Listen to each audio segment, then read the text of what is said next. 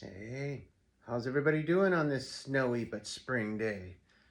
Yeah, winter always tries to get in one last good dig, or two, or three, or four. It's unfortunate, but it doesn't matter where you live, it's happening.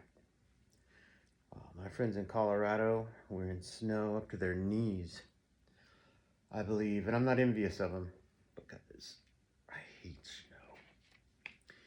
Anyway, we're down here in my basement. This is an art studio. It's covered with paintings. I actually posted not that long ago that I was going to pray about people to give them to. I think I know where I'm going to hang some of them up for people. Just hand them over. If you go to Harvest Revival Center, you're bound to get one at some point because, hey, you're right there. I still don't know how to mail a painting without getting it destroyed. I had a few wrecked, and that kind of stopped me from wanting to put them in the mail, and I owe some to some people. And I'm not a good artist. So when you get these paintings, understand I started painting in 2020. My mother's been a professional artist, of course, since she was my mother, but she started painting when she was in her teens.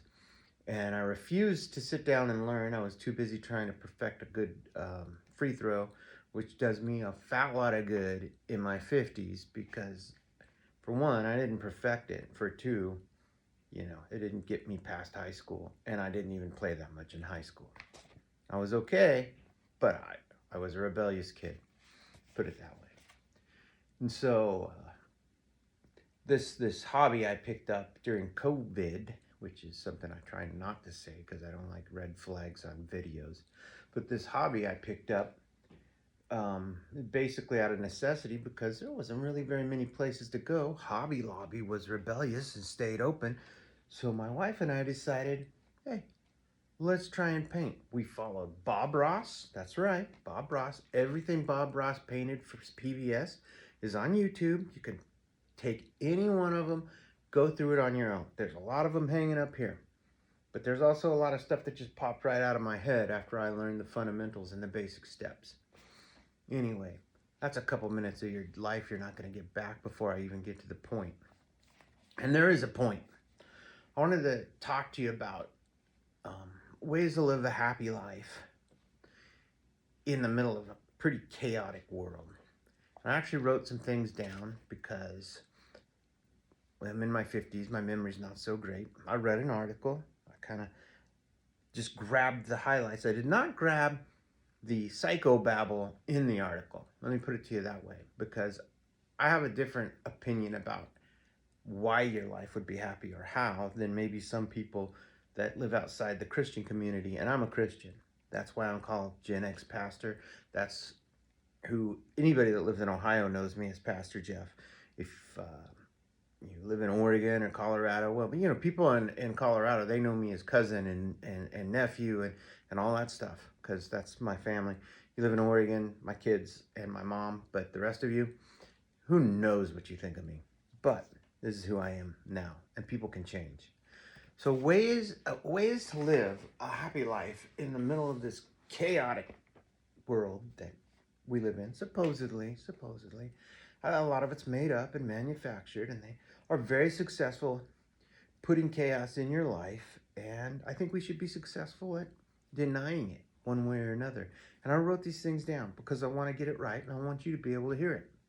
First one, and it's important. You care If you care too much about what people think about you, you're not going to be happy. I think we've learned um, in life and as you get older, but also just because the internet exists, there is no way everybody's going to agree with you, like you, or side with you on how you feel. You cannot make everybody happy. So caring too much about what people thinks about you will make you miserable. You've got to learn to just realize there are some people that are out to disagree with me. There's also some people that are just the absolute opposite of who I am. And then it's okay that they're like that. You cannot force people to like you. It's a horrible way to live, trying to actually make people like you. It's a very high school kind of thing. I remember doing that in high school, wanting someone to like me and then realizing, man, I'm a fraud. I realized this early on in life. the wrong people can like you, and you can be being liked for the wrong reasons. I used to have a boss, and he's a funny guy, and I love him. But he used to make fun of my ties when I'd wear ties, and he'd say, "Look at that, look at that," and I would tell him every time, "Dude, the way you're dressed, if you're making fun of me, I know I'm on the right track. I know I look good because you think it's funny." Just the way I felt. You have to decide in life, really, really early, whose opinion matters to you. Who's going to be the one that kind of gets into your heart and your head? What's in there? What's the communication like? You can't let everybody's opinion sway you. You'll never get anywhere, and you'll be very unhappy. You have to narrow down the sources in your life that you value. You have to narrow down where you go for input, because everybody's going to have a different opinion, and then you're going to be left with this weird feeling of, well, it's just no good. What I'm doing is no good. The way I feel is wrong, or what I think is out of line. Take a small selection of the many people in your life. Some of us don't have many people, and that makes it a smaller selection. But there are going to be very few people in your life that you need to have input from, and they need to have a value to you. They need to care about you. These need to be seriously people that have been with you forever. Your spouses, your siblings, or your parents, or good friends and coworkers that you've been around for a long time, that care about your happiness, not just exerting their will into your life. That's the way it's got to go. You cannot take advice from the wrong people. Everybody's got advice. I'm giving advice right now. Funnily enough, oddly enough, I'm giving advice. Hopefully I'm the right person. Hopefully this is something somebody out there in the world needs to know. Don't take advice from the wrong people. How are you going to know they're the wrong people? Well, if you're a Christian, you're going to pray about it. You're going to pray about the people that walk into your life, and you're going to say to yourself, well, God, is this a person that I need to value their opinion and take advice from? You're going to get a yes or a no. I got a good friend named Ron. That guy gets a yes or a no. You're going to get a yes or a no. Ron tells me I got a no. He told me he got a yes on me. I felt really honored because God's the one that told him that. Now, the next thing we do, this is actually point number 3 here, if you're clicking points, thinking that you're not good enough. I did that for years after my divorce. I disqualified myself from even giving advice like this, even telling someone, hey, I've got some advice for you. I thought, well, you know what? I'm just an absolute screw up in life. Nobody should listen to a word I have to say. Therefore, I'm not good enough. I'm not good enough. I'm just barely good enough.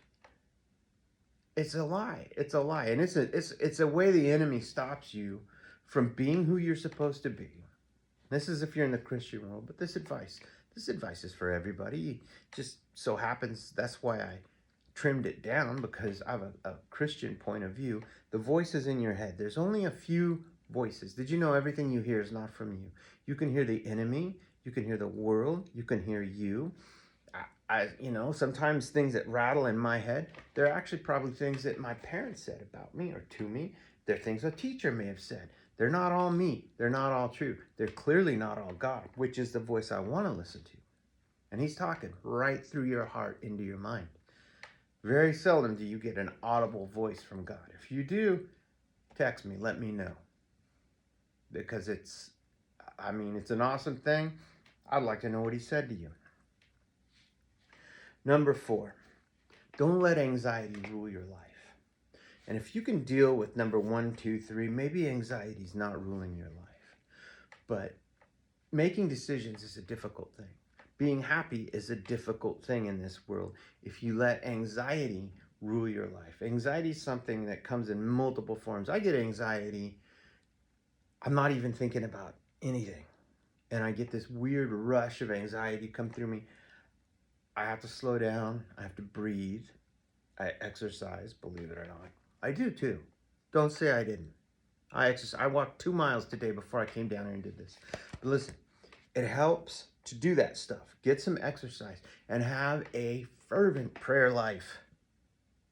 Again, this is why I don't need the other little mini points in an article to tell me how to do this. Have a fervent prayer life. Pray. Listen to worship music. Be somebody that's about God's business, and you won't be anxious because you'll have that promise and you'll be able to just move with purpose. Stop trying to do things all by yourself. That's point number 5.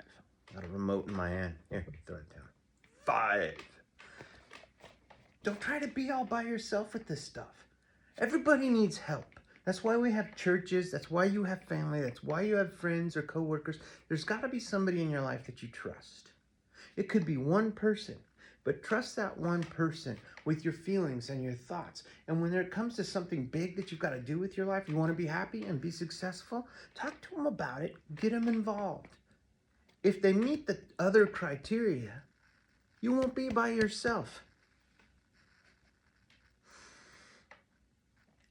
And number 6, stop being afraid of the unknown.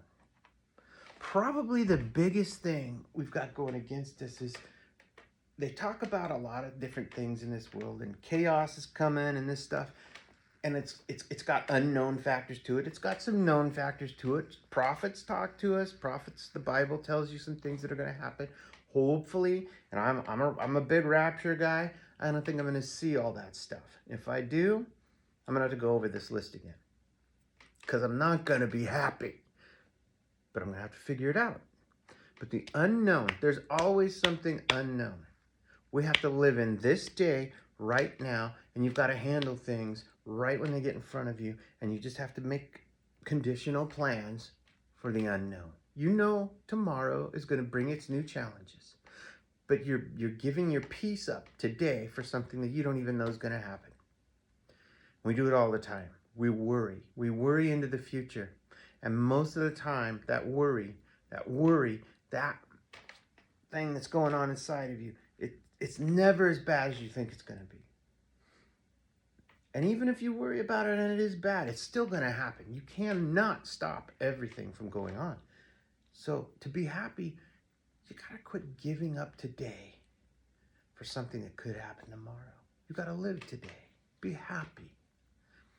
It's the only way we're going to get through whatever the world has planned for us. And the world's plans are not the only plans. The Lord has plans too. And they are much bigger, and they are much more dominant than anything the world can do. If you can just take some steps to kick some things out of your life and bring some things into your life. Meditate on the Lord. Do it today. Do it often. And remember, you're good enough for any of this stuff. You're not disqualified. You're not disqualified. He died on the cross so you could be somebody in the kingdom.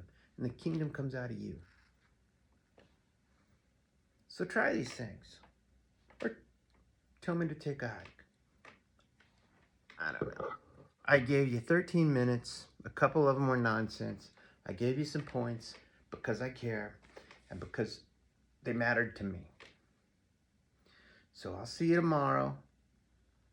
It'll probably be snowing again. Maybe we'll come down in this art room and I'll actually paint with you. And I'll talk while I paint. That'll be a long video though because paint takes longer. Anyway, thanks for clicking. Love you guys.